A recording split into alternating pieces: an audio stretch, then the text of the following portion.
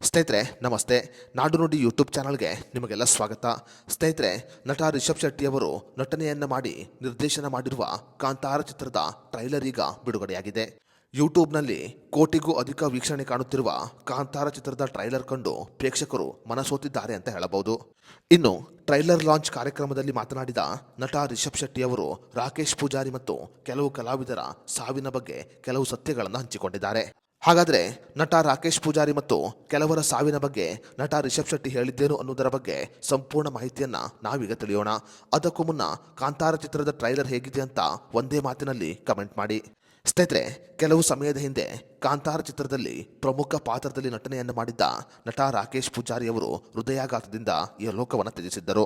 ರಾಕೇಶ್ ಪೂಜಾರಿ ಮಾತ್ರವಲ್ಲದೆ ಕಾಂತಾರ ಚಿತ್ರದ ಇನ್ನಿಬ್ಬರು ಕಲಾವಿದರು ಅಕಾಲಿಕವಾಗಿ ಈ ಲೋಕವನ್ನು ತ್ಯಜಿಸಿದ್ದರು.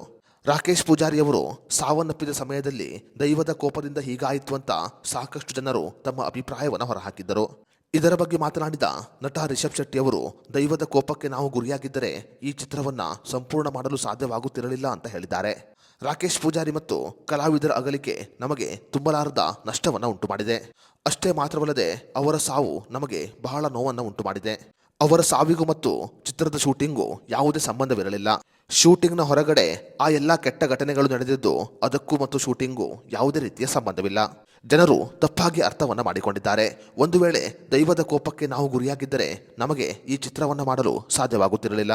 ದೈವದ ಕೋಪಕ್ಕೆ ಗುರಿಯಾಗಿದ್ದರೆ ನನಗೂ ಕೂಡ ಸಮಸ್ಯೆ ಆಗುತ್ತಿತ್ತು ಅಂತ ಮಾಧ್ಯಮದ ಮುಂದೆ ರಿಷಬ್ ಶೆಟ್ಟಿ ಅವರು ಹೇಳಿಕೊಂಡಿದ್ದಾರೆ.